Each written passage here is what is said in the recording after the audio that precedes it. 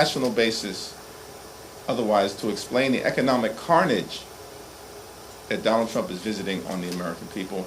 And House Democrats, partnering with Senate Democrats, will continue to stand up against these extreme economic policies. Thank you. Thank you, Mr. Leader. There's a bipartisan push in the Senate to reclaim some congressional power over tariff and trade policy. They think that introduce a bill over in the House. Speaker Johnson apparently will not bring this bill to the floor. Donald Trump's administration, the White House, put out a statement of administration policy today, saying that they would, that he would veto the bill even if it passes. So do you think that it's still worth pursuing these legislative vehicles to try to restore Congress's role in trade and tariff policy? Yes. At the end of the day, the Constitution is very clear that tariffs and tax policy, the ability to raise revenue, that authority is vested in the Congress for a reason, because the Congress is most closely associated, particularly the House, with the American people.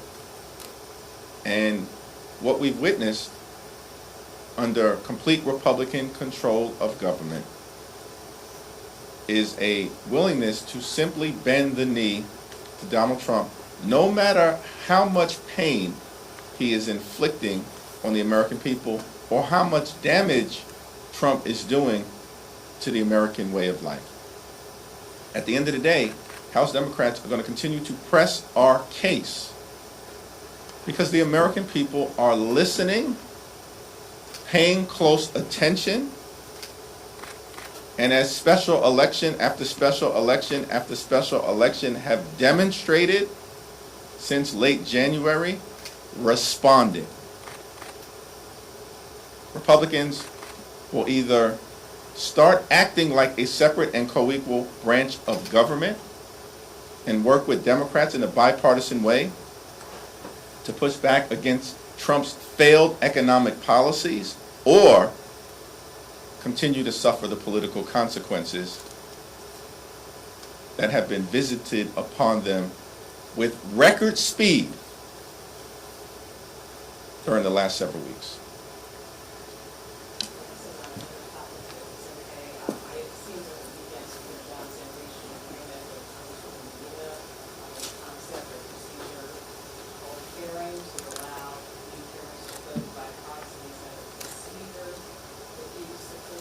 Haven't had the opportunity to fully evaluate this proposal and or talk with Representative Pedersen or Representative Sarah Jacobs, who have been the leaders of this effort on our side.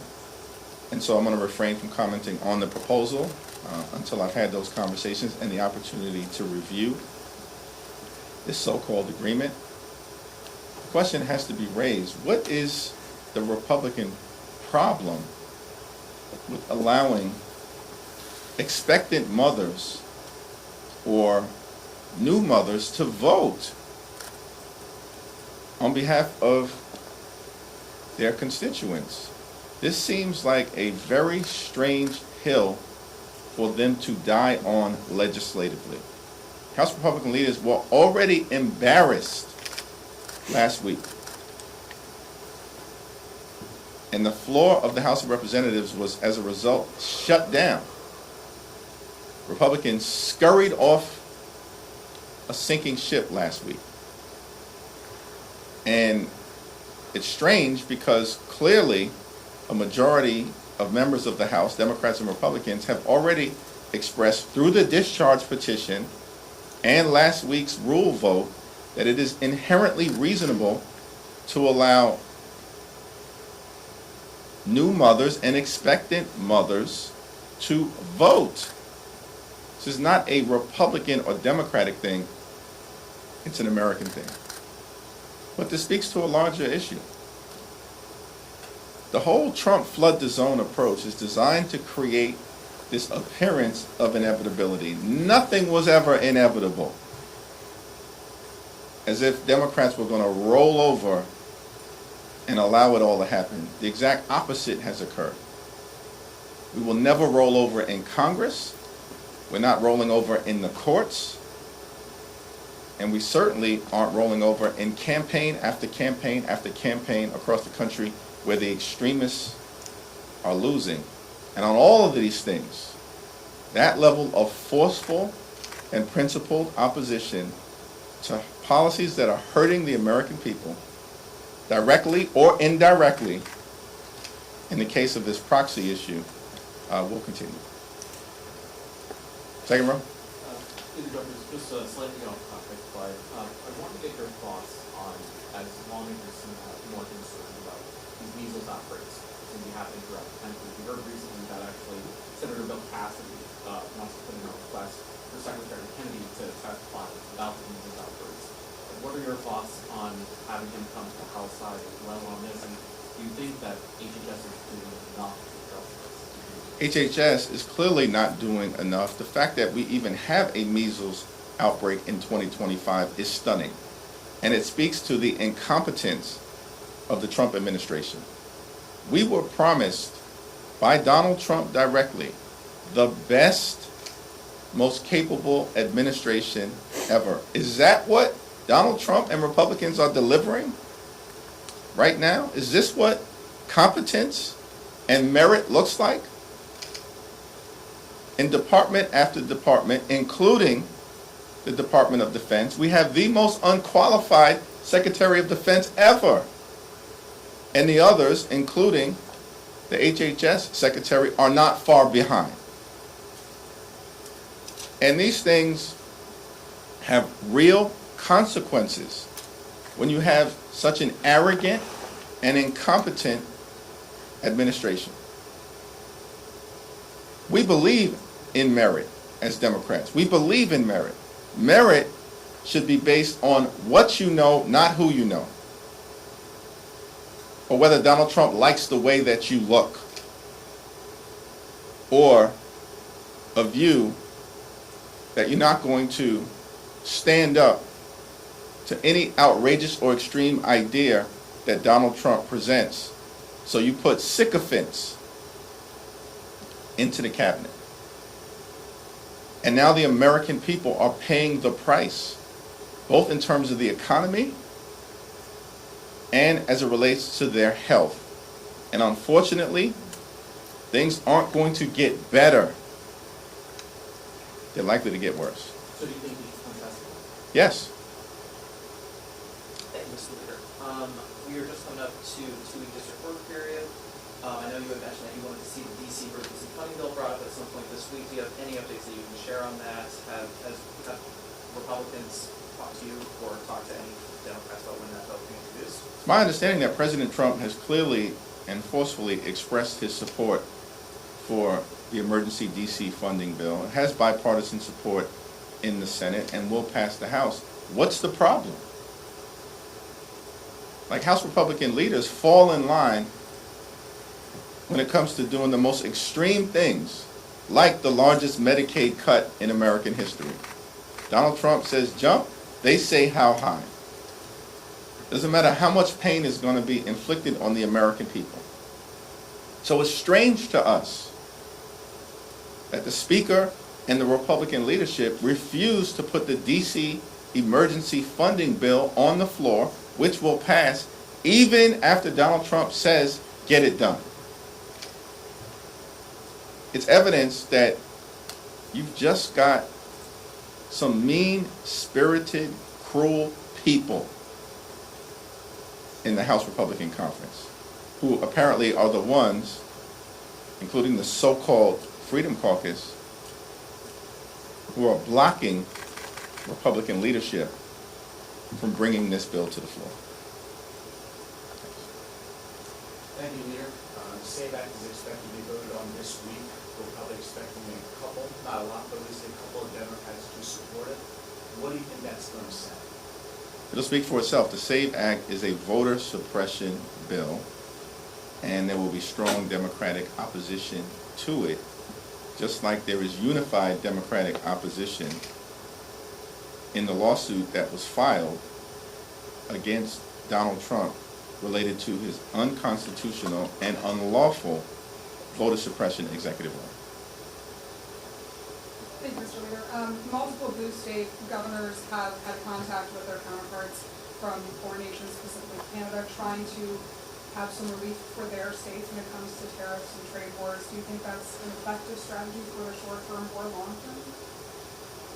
I think that governors are always going to try to do what is in the best interest of their state. I haven't followed those communications closely, but what I will say is that this can all end if House Republicans and Senate Republicans decided to do their job. Congress can step in and end the pain that is being inflicted on the American people by Donald Trump, these out-of-control tariffs, and the massive tax increase that is being inflicted on the American people. Last week, Donald Trump called his tariff announcements Liberation Day. It wasn't Liberation Day, it was Recession Day. Because Donald Trump and the Republicans are marching the American economy toward a recession. And it appears to be intentional, which should shock the conscience of the American people. And it's just another reason why it's our expectation that all across the country, despite all of the doom and gloom predictions from some in this town, Democrats are winning special elections, not losing. Yes? Thank you. Last week, Governor Abbott responded to Democratic concerns about him not calling the Texas in the special election. He said that you consider litigation. Have you given any direction as to how you would go about that? Would that go through the G-Strip? Any details on how that would go? We're in close communication with the people on the ground in Houston who are impacted, and it's my expectation that an announcement will be forthcoming. The Republicans are on the run on the economy, they're on the run on health care, they're on the run in the courts, they're on the run electorally, and they're on the run legislatively, which is why Governor Abbott is conspiring with House Republicans to rig the system and not call a special election. The Honorable Sylvester Turner unexpectedly passed away over a month ago on March 5th. His homegoing service was on March 15th. Greg Abbott is intentionally disenfranchising hundreds of thousands of people in Houston by not calling a special election because he is conspiring to rig the system with House Republican leaders and Donald Trump.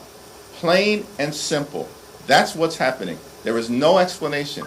Why is it occurring? Because Republican policies and proposals are unpopular. They are struggling to govern. We were told they had a mandate. A mandate for economic chaos doesn't exist. A mandate to cut Medicaid, the largest cut in American history, doesn't exist. A mandate to dismantle Social Security as we know it doesn't exist. A mandate to fire thousands of veterans doesn't exist. We were told that Republicans had a massive electoral mandate. It didn't exist. It was a joke when it was said. And Democrats never bought it, which is why you've seen principled opposition every single step of the way. Every hour, every day, every week, every month, it will continue. And so as a result of that, the fact that they know that Democrats are standing up to their extremism and foolishness and efforts to hurt the American people, and they are struggling to produce the votes, as this current Republican budget resolution debate shows, they're going to suppress the ability of the people of Houston to actually elect someone. They are rigging the system in real time. They can't win otherwise. Can't win otherwise. So that seat is going to eventually get filled. and the courts will likely have to step in, and the American people are going to continue to express themselves, and we're going to see it in New Jersey, and we're going to see it in Virginia in November. The courts will continue to aggressively push back to stop these extreme executive orders and unconstitutional actions that are being taken, and House Democrats and Senate Democrats are going to continue to work together to make the case to the American people that we are defending their interests and Republicans are actively trying to harm them. Thank you, everyone.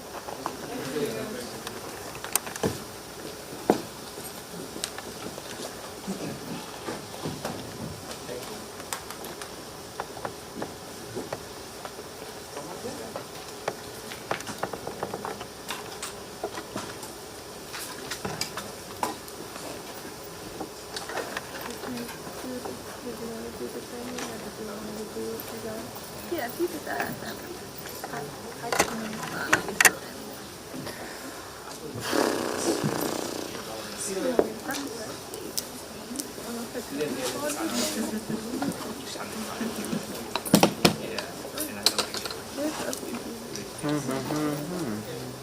No, I didn't know. You can use this one. No, yeah. Yes, correct. Yeah, it's good. And then No, I was waiting for everything, and I was like, I better do it. Both of us are here. Yeah. Of course, you know I'm still testing, making sure I got everything.